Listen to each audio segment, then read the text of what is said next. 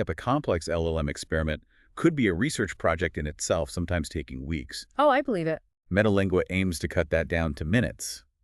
This isn't just about saving time, though. It fundamentally lowers the risk of trying out novel, maybe even outlandish ideas. Okay, yeah. Less investment up front. Exactly. Yeah. If you can prototype an idea in a day instead of a month, the pace of genuine breakthroughs could accelerate exponentially, especially for, smaller teams or individual researchers. Right. It aims to reduce the mental overhead of using many techniques that might not be needed, freeing you up to focus on the actual science. I can definitely see how that would be incredibly valuable. But the real test of a tool like this is how practical it is for someone actually trying to use it. True. The usability factor.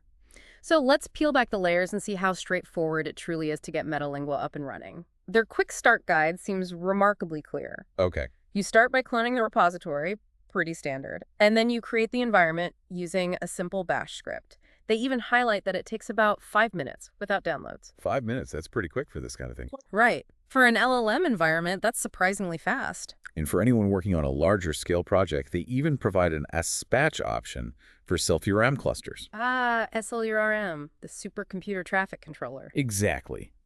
Think of self-URM as managing who gets to use which powerful machines and when.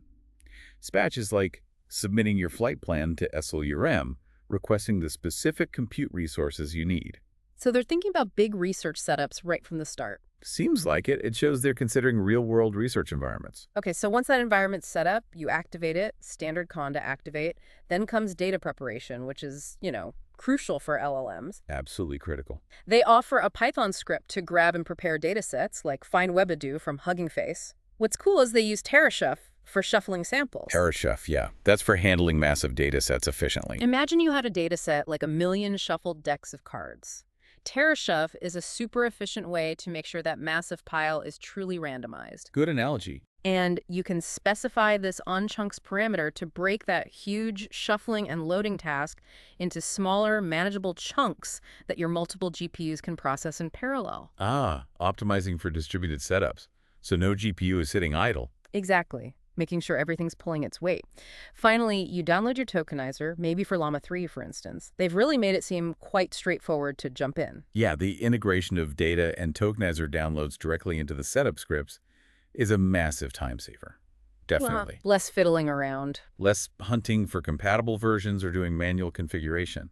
And that onChunks parameter, that shows a practical understanding of distributed training.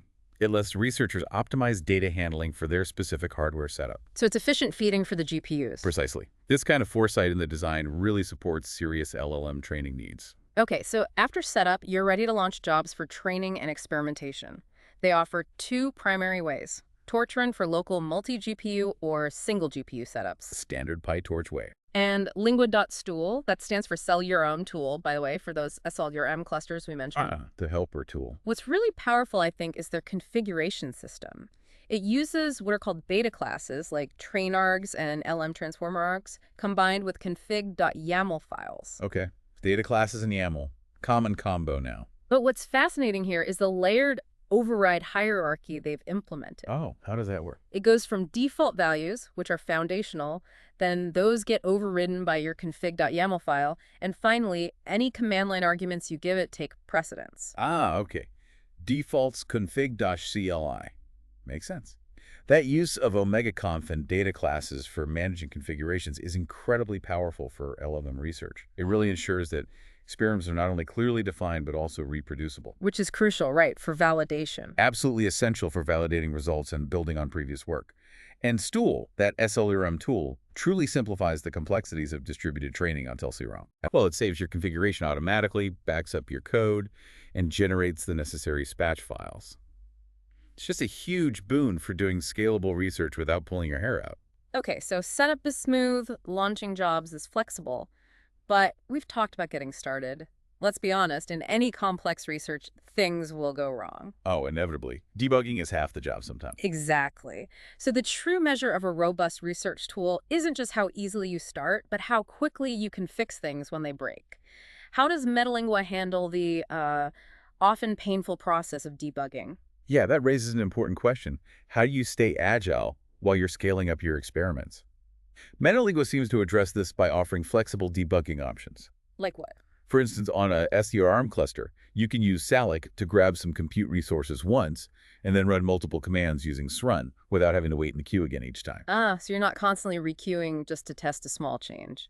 Exactly. It's a huge productivity booster. Cuts down on that waiting time significantly.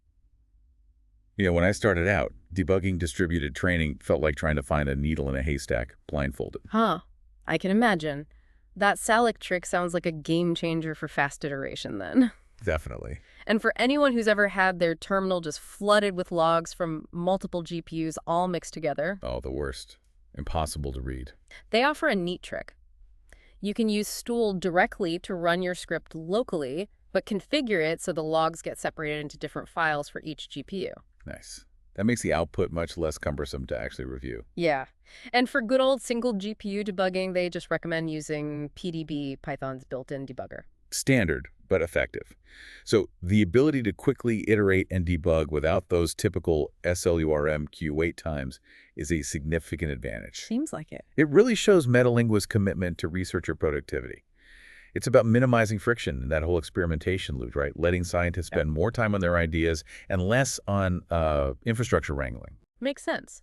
So after all this streamlined setup and debugging, what kind of performance does MetaLingua actually achieve? Do the results hold up? The million-dollar question. They provide some pretty impressive training results in their docs. For 1 billion parameter models trained on 60 billion DCLM tokens. DCLM being the diverse common sense language model data set, right? That's the one. They showcase various architectures: Transformer, MinGRU, MinLSTM, Hawk, Mamba. Nice range of architectures. Yeah. And for example, a Transformer 1B model hits 36.48 on Arc Challenge. That's a benchmark for complex reasoning. Yeah, multi-step problem solving. Tricky stuff. And 75.14 on Pika, which tests physical common sense understanding. These aren't just like random numbers. They tell us how well the model understands different kinds of problems. Right, how it navigates tasks that require almost human-like intuition. And what these numbers really tell us is that MetaLingua isn't just a minimal codebase. It's a highly effective one. So it's not cutting corners on performance for simplicity. Exactly. This isn't just a convenience tool. The fact that it matches or even exceeds established baselines like DCLM and Llama means researchers can focus entirely on their novel ideas, their new architectures or training methods. Without worrying the framework itself is the bottleneck. Precisely. They don't have to second-guess the tool. It's a true research enabler, not just a helper.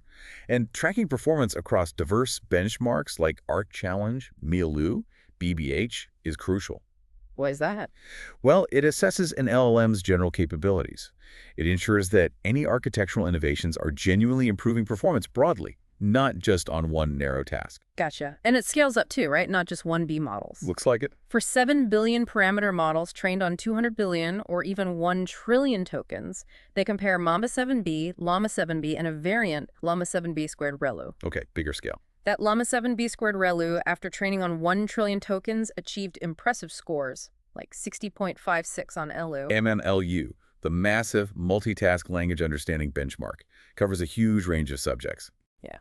And 42.11 on BBH, which is the challenging Big Bench Hard dataset, testing more advanced reasoning. Those are strong numbers, especially on 1T tokens. But their summary says it all, really. Yeah. It achieves very strong performance on many downstream tasks and matched the performance of DCLM Baseline 1.0. Indeed. It signals that researchers can trust MetaLingua to yield competitive results. They can focus on their innovations. Okay, let's maybe dig into the structure of the code base itself now. How is it actually put together? Good idea. The internals. MetaLingua is organized into 3 main folders. Lingua, holding the core library components, apps containing scripts that combine those components, like main for language modeling, and setup. Core, apps, setup. Pretty logical. And they explicitly state this, which I love. Nothing is sacred in MetaLingua. We've specifically tried to make it as easily modifiable as possible. Huh. That's quite a statement for a research framework, a bold design philosophy. Isn't it? It's a huge statement of intent. Yeah, and by ensuring components are pure PyTorch n-dot module and easily modifiable, they drastically reduce complexity for researchers. How does that help, practically? It means you don't have to navigate a maze of custom abstractions or framework-specific boilerplate just to try a new idea. You can focus on implementing your novel architecture or training strategy directly in PyTorch, which most researchers already know. So less time learning the framework's quirks. Exactly. For example, in distributed.py, they handle multi-GPU distribution. It basically wraps your standard PyTorch module and applies almost any combination you'd need. Like what combination? Things like data parallel, fully sharded data parallel FSDP, model parallelism, torch.compile, which is PyTorch's JIT compiler to speed things up, Right. Torch.compile is getting pretty standard now. activation checkpointing to save memory, and even float-8 precision for faster training with less memory usage. Wow, okay.